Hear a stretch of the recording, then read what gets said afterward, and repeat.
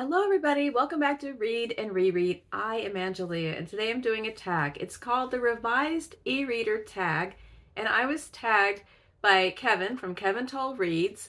The tag was created by Micah Cummins. I don't know who, it's called the Revised E-Reader Tag, so I don't know if Micah revised it or if someone else revised it and he's the original creator. I'm just not sure. But I was tagged by Kevin about a month ago, finally getting around to it because I have been using an e-reader for almost a year and I do have some thoughts to share. But first, we must take a moment to admire my t-shirt. Okay, backing it up, you can't see the whole thing. There's a tree, it's Frog and Toad, and a lovely friendship quotation. And of all places, I found this in the men's department at Old Navy. Online, but I guess it could be in the stores too. Just goes to show you, you must keep your eyes open in every department at all times because something wonderful could be lurking there. So the e-reader tag is all about using e-readers and your experience with them and your habits with them. Before this year, I wouldn't have had a thing to say because I didn't use them at all. But I did get this iPad last year for Christmas, and I've been using it since. So I'm gonna tell you all about it through the prompts. Number one, what was the first e-reader you ever owned? This one. What was your reason for getting one, and were you a reluctant convert or an eager one? Okay, so this is my first one, and the reason was that I wanted to have more access to a wider variety of things through the library. Also, some things online in the public domain that I could read on an e-reader or just on the websites, or just when I want to browse things that are online. I needed a couple things. I needed an e-reader and I needed something for browsing. And was I a reluctant convert or an eager one? I'm not a convert. I mostly read print books, but I was eager to expand and add some extra tools or choices into my arsenal. I know some people start to read on an e-reader and then it just takes off and their print reading dwindles, which is what happened to Stephen. He reads almost exclusively on his iPad. Even when he starts a print book, if he finds a book here in our library he wants to read, he'll read it for a while and then he'll find the e-copy and switch over because he likes the versatility that the device gives him. But I still prefer print. Let's go on through the prompts. I'll talk about what I like and what I dislike. Number two, what e-reader do you use now, or what e-readers do you own? So last year I was thinking about getting one, and I researched a number of dedicated e-readers, and then I was also looking at iPads because all the things I needed. I had an old Chromebook that I still use for some editing things, and I know it's getting pretty long in the tooth, and I'm gonna have to replace it. I might be able to just use this as the replacement with a keypad, but I knew that was kind of on the horizon, and now it's gone yet another year.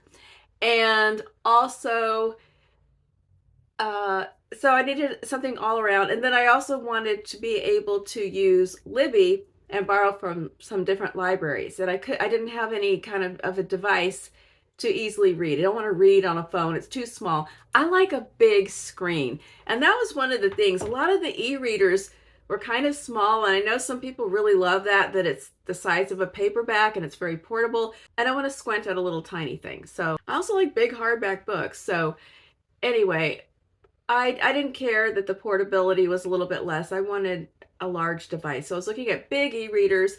And then you look at the price compared to an iPad and the other things you could do.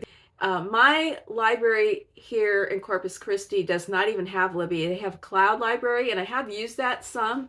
Also really handy to have on a device. That one does not let you download to a reader, though. You have to use their built-in reader, and you have to have Wi-Fi access to use it. So I've used it with some books that I could get that way and read them at home or somewhere where there's Wi-Fi, but you can't use it like on a plane, on a trip where you don't have Wi-Fi. So to use Libby, which has a much wider range of offerings, I joined the Houston Public Library, which allows anyone who lives in Texas to join. I also found that I was able to join recently the Harris County Public Library, which is kind of in the greater Houston area. And I'm also still belong to a library from a previous place that I lived. So I have 3 different library systems, and it just gives me a lot more range of things that I can borrow and access. I also wanted it to be in color because when I want to read a graphic novel or a children's book, a picture book on a device, I want the color. And then I also had some general needs for something for browsing, using Discord, internet use, YouTube use.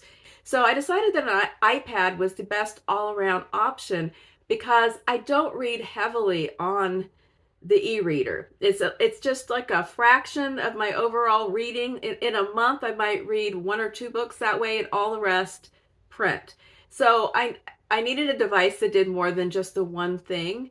And I figured I could always reevaluate if all of a sudden it took off and I was just always reading on it. I could reevaluate in the future. So that's why I chose the iPad, and I love it, and I use it every day, all day. So I use it for so many different things. This was my very first, no, it's not my very first Apple device. It's my second one because I had an old little iPod Shuffle mini thing a long time ago. It's my first thing in the computers, tablets, phone kind of category. Still have an Android phone. Number 3, do you digitally read on multiple devices or always on the same device? And if you use multiple, how do you decide which one to use? Well, I think I kind of covered it. I only have this one device, so that's the one I'm going to use. And I do have more than one reader on here, though. I have the Kindle app, and I also have, well, the Cloud Library has its own thing you have to use, and then there's the Kindle, and then I also have the Books one, which is built in on the iPad. I've downloaded some things that were free or extremely cheap that I wanted to read for different projects. I've never bought a regular price, like a new release. I've just used it for library stuff mostly, and then some public domain or free or cheap kind of stuff.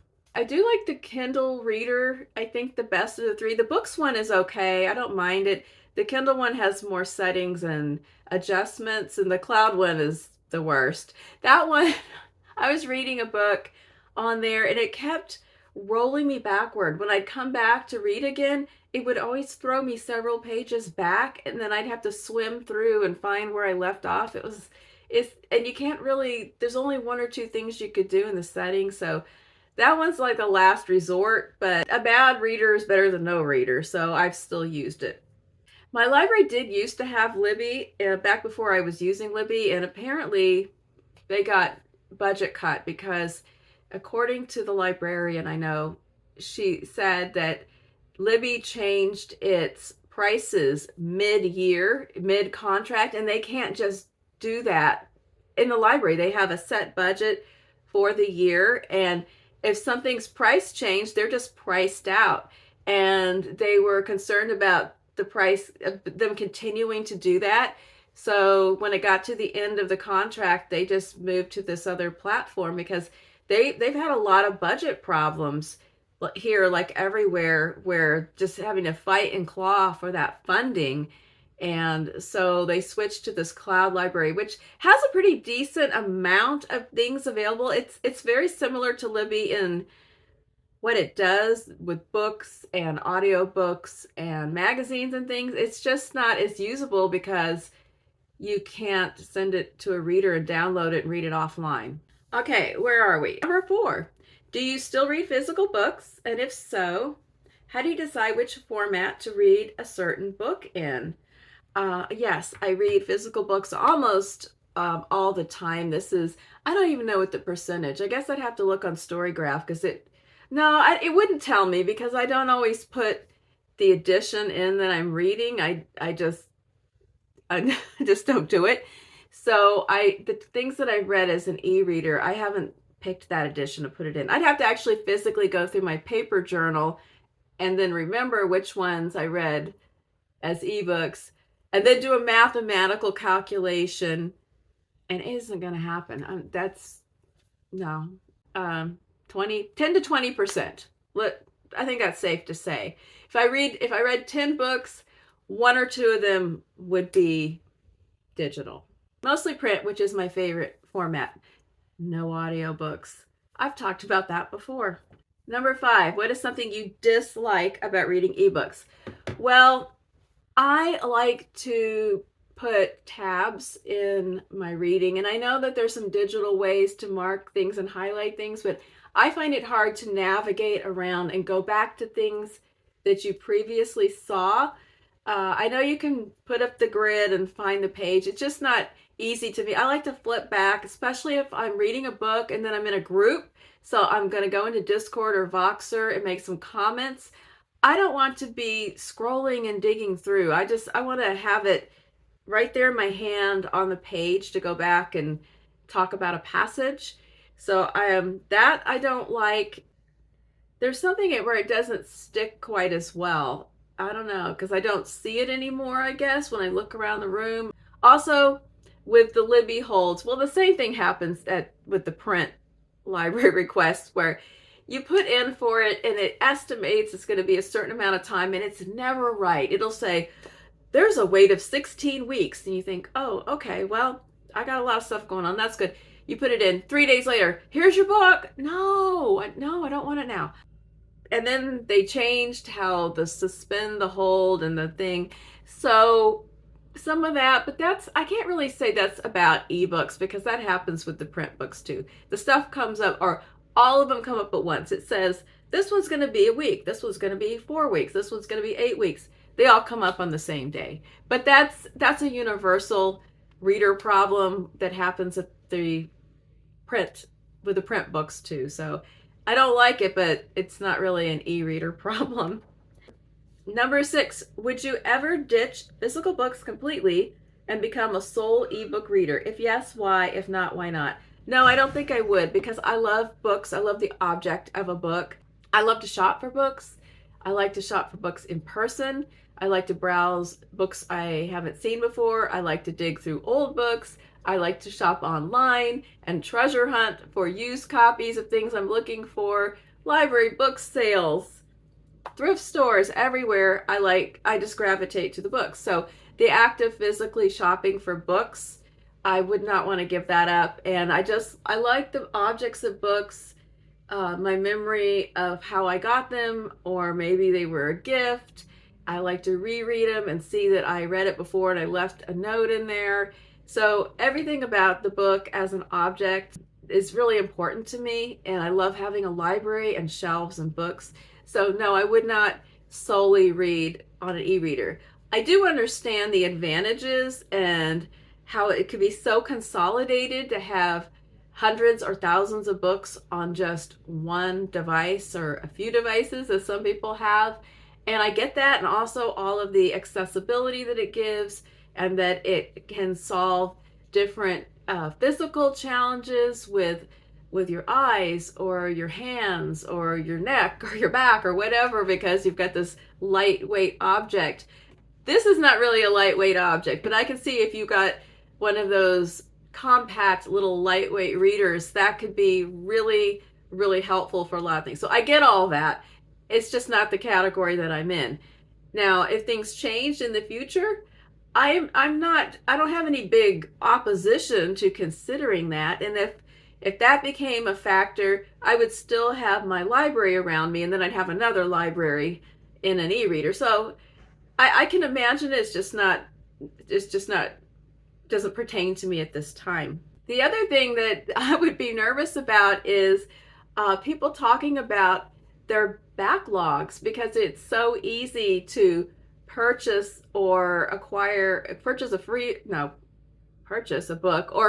free book and then just have it in the library of unread books building up without the visuals of seeing those books just reproaching me. I don't know exactly how many unread books I have, but I can see them. I have a general idea, and I could take 15 or 20 minutes to look around and give you the number.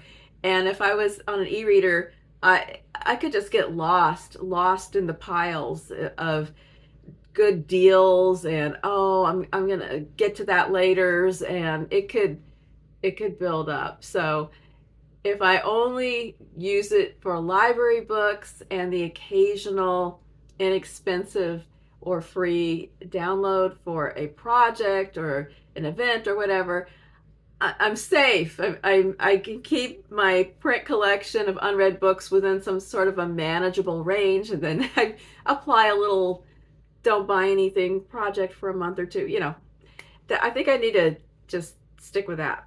Number 7, where do you get your ebooks? Whoops. Kindle store, library loans, third-party websites. I already covered that. I talked about where I get them, what my habits are. So that is it. You can tell me in the comments what is similar or different than my habits and your habits.